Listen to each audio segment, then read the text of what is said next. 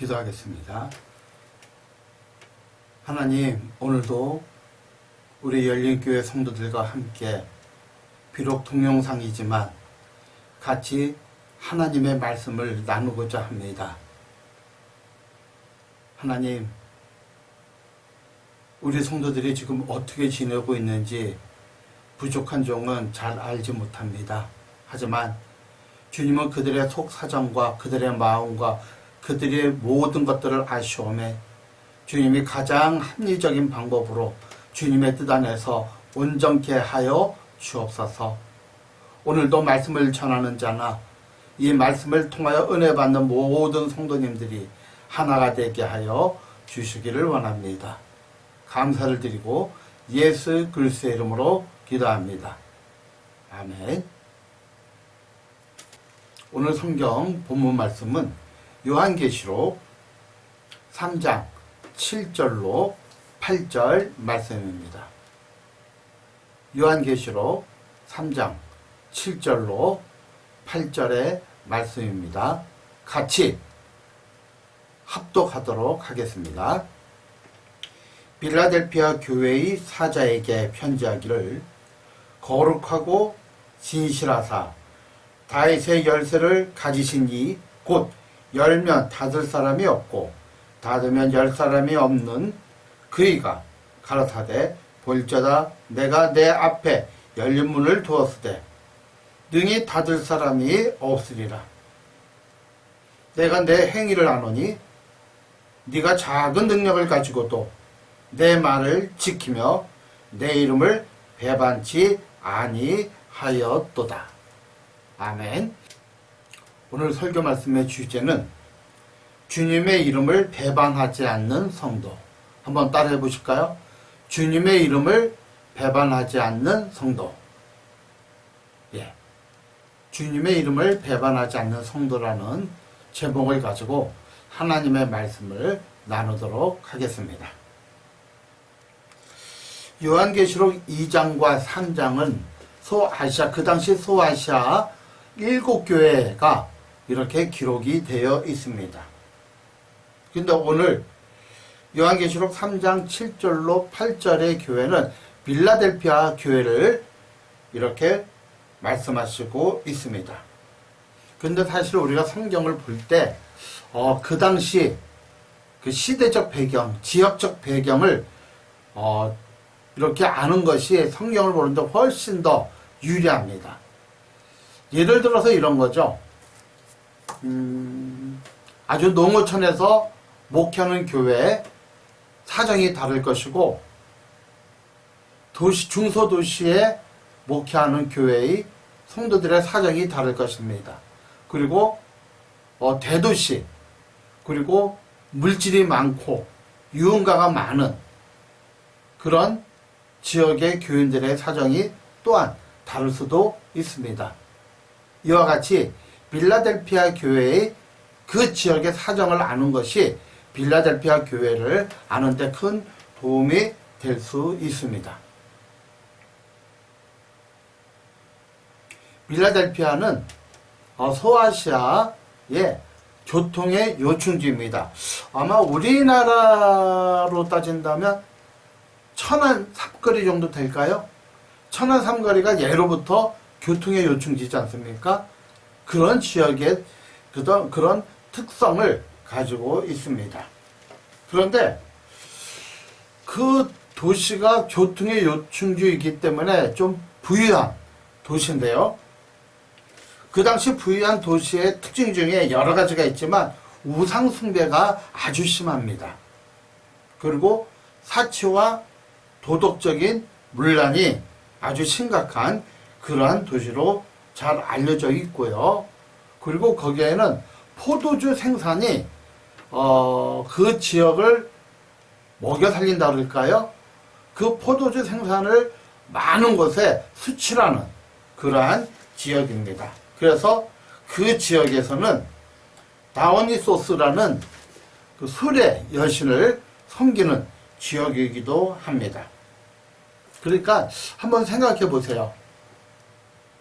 교통의 요충지죠? 도시는 발달되어 있죠? 포도주를 섬기는 여신이 있죠. 문란하죠. 우상 숭배가 아주 극심합니다. 그리고 그곳에 우상 숭배를 하지 아니하면 사업을 할 수 없는 그러한 곳입니다. 그러니 그곳에서 신앙생활을 하기란 결코 만만하지 않는 그러한 장소입니다. 그런데 오늘 주님이 뭐라고 말씀하시냐면 8절에 내 이름을 배반하지 아니하였도다.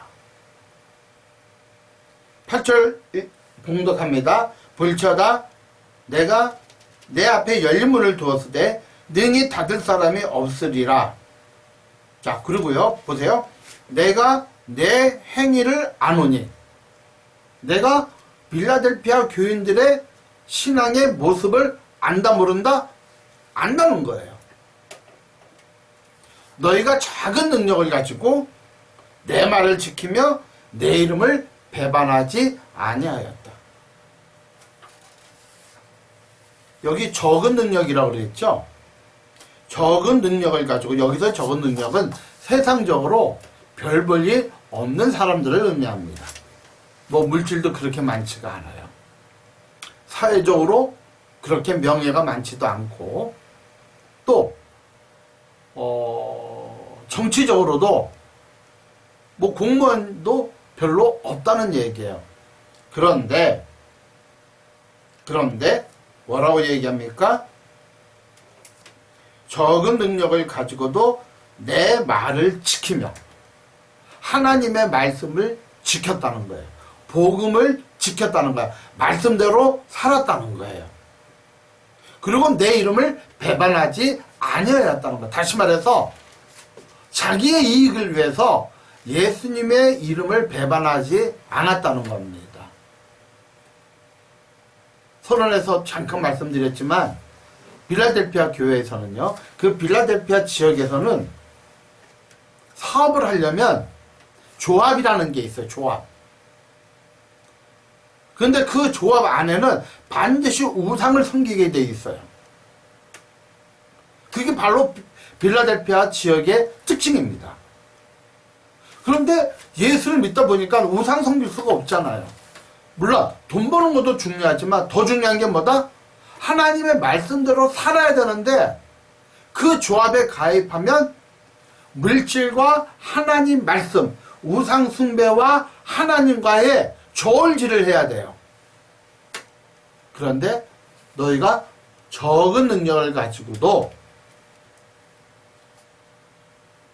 내 이름을 지키며 그리고 내 말을 지켰다는 거예요.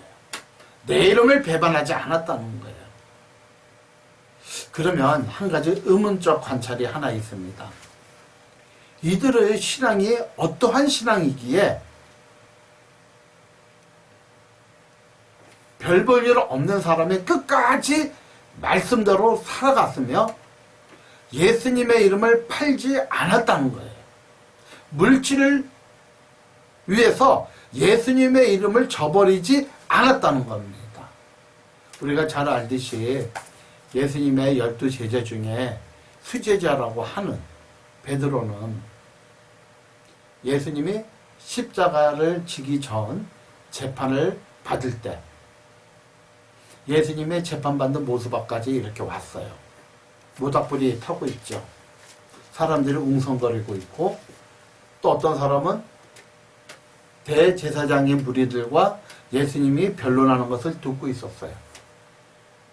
그런데 성경을 보니까 한 여종, 작은 여자아이가 종인데 하녀가 나 당신 예수님과 함께 저 예수와 함께 있었던 걸 나는 본 적이 있습니다.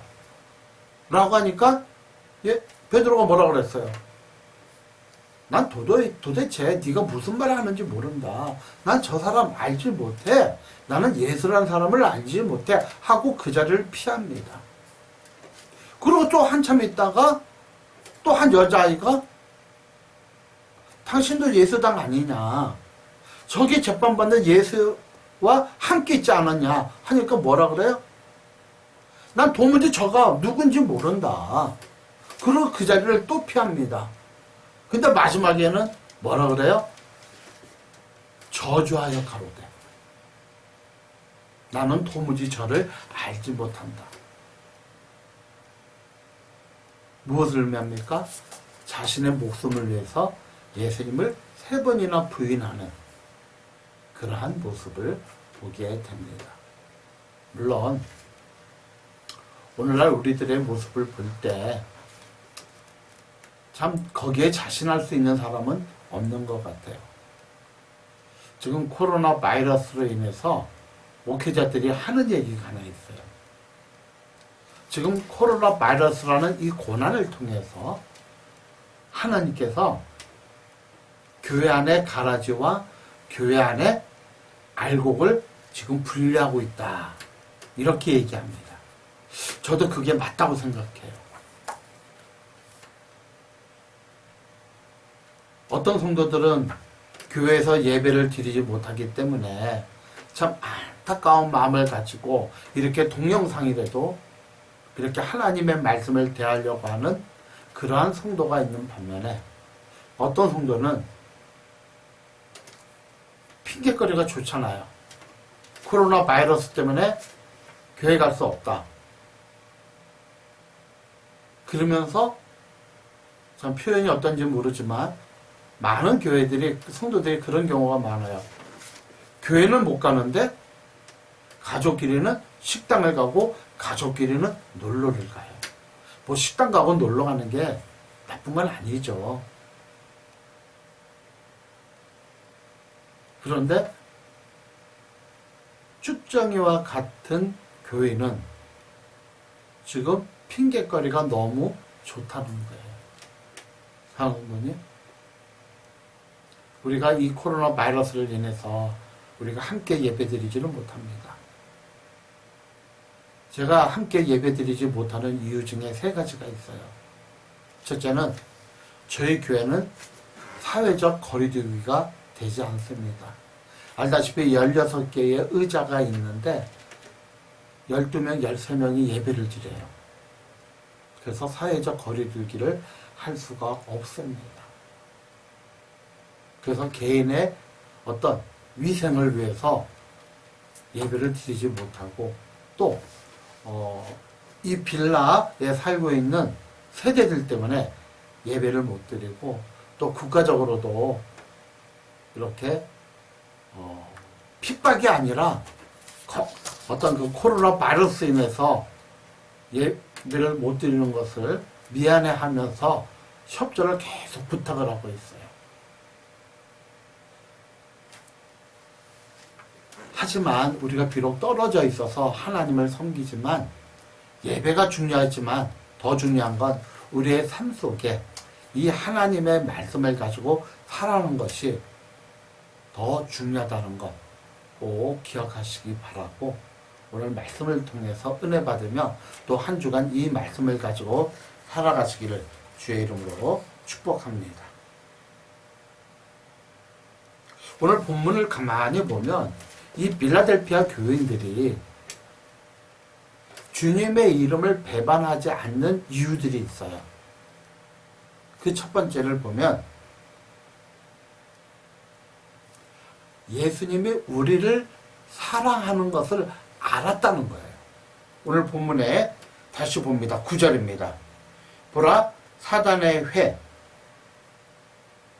곧 자칭 유대인이라 하나 그렇지 아니하고 거짓말하는 자들 중에 맷을 내게 주어 저희로 와서 내 발 앞에 절하게 하고 자 보세요. 내가 너를 사랑하는 줄을 알게 하리라. 예수님께서 하나님께서 성령님께서 빌라델피아 교인들 성도들 너희들을 사랑하는 줄을 너희가 알게 해주겠다. 체험하게 해주겠다. 아마 빌라델피아 교인들이 참 핍박을 많이 받았나 봐요. 물질적인 어려움도 많이 겪었나 봅니다. 그런데 오늘 여기 뭐라 그러냐면 보라 사단의 회 곧 자칭 유대인이라 하나 자칭 유대인이 뭐야? 하나님을 섬긴다고 하나 그렇지 않고 거짓말하는 자들을 그러니까 빌라델피아 교인들을 핍박하고 손가락질하고 어려움을 겪게 하는 그들을 어떻게 한다? 그들 중에 몇 명을 너희 앞에 무릎을 꿇게 하겠다. 그걸 통해서 내가 너희를 사랑하는 줄을 너희가 깨닫게 하겠다. 사랑하는 성도님, 우리가 믿음으로 살다 보면 참 속상한 일이 많아요. 정말 그래요. 믿음으로 살지 않으면 속상한 일 별로 없습니다. 우리가 말씀대로 살다 보니까 사람 관계에 있어서 참 속상하고 힘든 일들이 많이 있어요. 사랑하는 성도님, 그런데 나를 의도적으로 핍박하고 나를 의도적으로 힘들게 하고 내가 예수 믿는 것 때문에 정말 어렵게 하는 그런 사람들을 내 발 앞에 무릎을 꿇게 해 주겠다는 거야.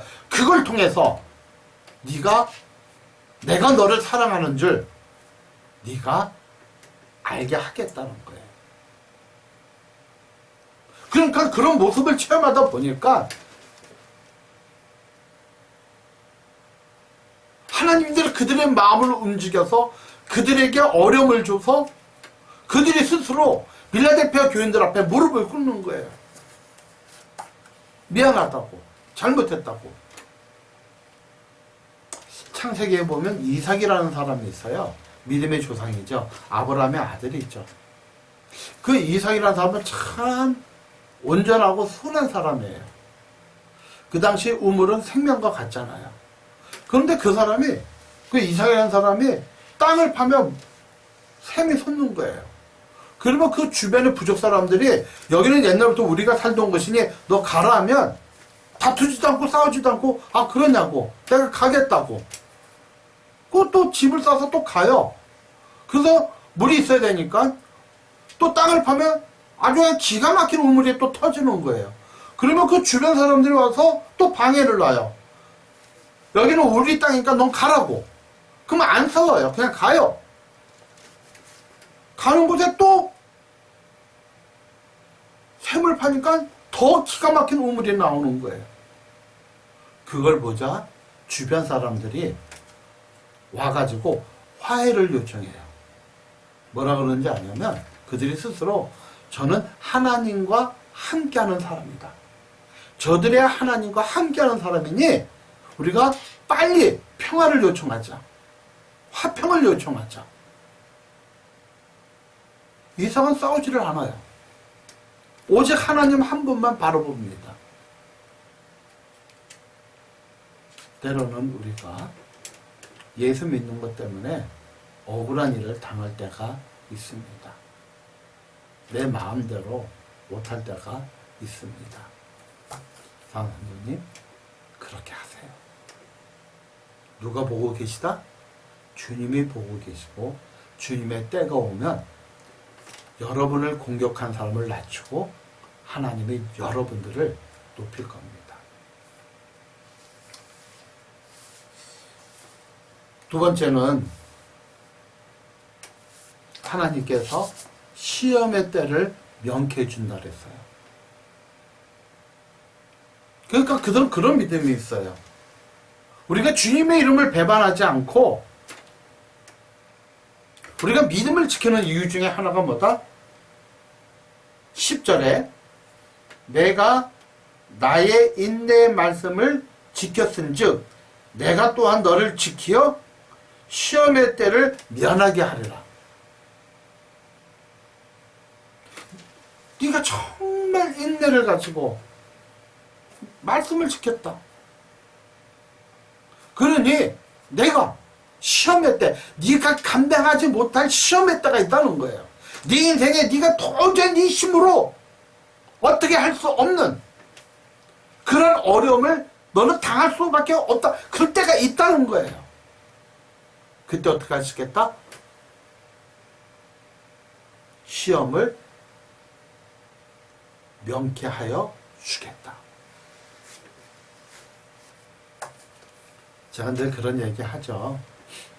세상의 것들은요, 가만히 보면 처음에는 다 달콤합니다. 재밌어요. 그런데 마지막은 정말 써요. 너무 써요. 그런데 하나님의 것은 처음에는 너무 써요. 그런데 나중에는요, 너무 답니다. 우리가 하나님의 은혜로 어떤 여러 가지 어려움, 말씀대로 살아가기가 너무나도 어려울 때가 있어요. 그럼에도 불구하고, 환경적으로 어려움에도 불구하고, 물질적으로 어려움에도 불구하고, 사업적으로 어려움에도 불구하고, 그런 여러 가지 가정적으로 어려움에도 불구하고 인내를 가지고 끝까지 믿음을 지키면 하나님께서 우리 인생에 시험의 때가 있어요.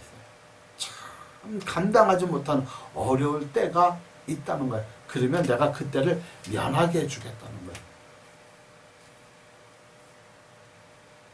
그러니까 니들이 끝까지 예수님의 이름을 지키는 거예요. 끝까지 예수님의 이름을 지키는 거예요.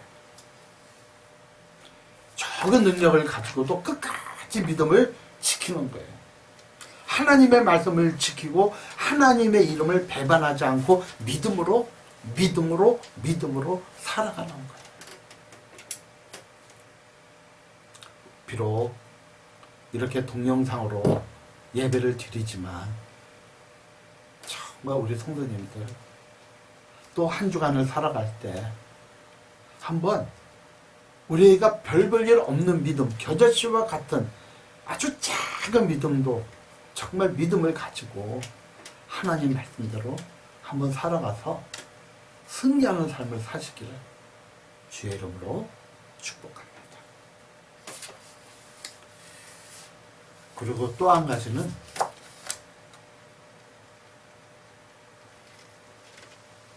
그들이 끝까지 주님의 이름을 가지고 있는 이유 중에 하나가 복음 전하는 것입니다. 우리가 바로 복음을 전하려면 어떻게 해야 돼요? 우리의 삶이 정말 하나님 앞에 바로 서야 돼요. 11절에 내가 속히 이 말이니 내가 가진 것을 굳게 잡아 아무도 면류관을 빼앗지 못하게 하라. 내가 속히 임하겠다는 거예요. 네가 갖고 있는 것을 굳게 잡으라는 거예요. 필라델피아 교회에 주님이 이렇게 말씀하죠. 제일 처음에 7절입니다. 필라델피아 교회 3장 요한계시록 3장 7절 필라델피아 교회의 사자에게 편지하기를 거룩하고 진실하사 다윗의 열쇠를 가진 이 곧 열면 닫을 사람이 없고 닫으면 열 사람이 없는 그 이가 가라사대 예수님이 가라사대 볼지어다 내가 내 앞에 열린 문을 두었다. 열린 문을 두었다. 능히 닫을 사람이 없다. 아무도 그 열린 문을 닫을 사람이 없다는 거예요. 이 열린 문은 두 가지로 해석한다 그랬죠. 하나는 선교의 문입니다. 또 하나는 전도의 문입니다. 그러니까 전도의 문도 닫을 자가 없고 선교의 문도 닫을 자가 없는 거예요. 사랑하는 성도님, 우리가 복음을 전하고 하려면 우리의 삶이 이렇게 말씀대로 살아가는 것이 참 중요합니다. 한번 생각해 보세요. 말씀대로 살아가지 않으면서 교회 나가라고 하면 물론 그런 건 있어요. 내 삶과 상관없이 하나님은 나를 사용하신다. 그렇지만 중요한 건 뭐냐면 내가 함부로 살아서는 안 되겠다는 거예요. 복음의 힘이, 복음의 능력이 없어요. 우리가 말씀대로 살아갈 때 정말 복음의 능력대로 살아갈 수가 있어요. 전도의 문은 하나님께서 결코 닫지 않으십니다. 근데 닫을 때가 있어요. 마지막 날. 내가 죽는 날 또는 우주의 종말, 이 지구의 종말이 오는 날.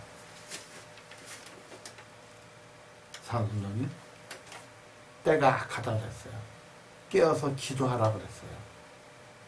아직까지 우리 주변에 예수를 모르는 사람들이 있죠. 그들에게 복음을 전하셔야 돼요. 때를 얻든지 못 얻든지 복음을 전해야 돼요. 주님의 이름을 배반하지 않는 사람들이 할 수 있는 것이 뭐냐? 복음 전하는 거예요. 믿는 사람에게 간증하는 것도 참 중요하지만 믿지 않는 사람에게 복음 전하는 것 너무너무 중요합니다. 말씀을 마무리 짓도록 하겠습니다. 필라델피아 교인들이 능력이 부족함에도 불구하고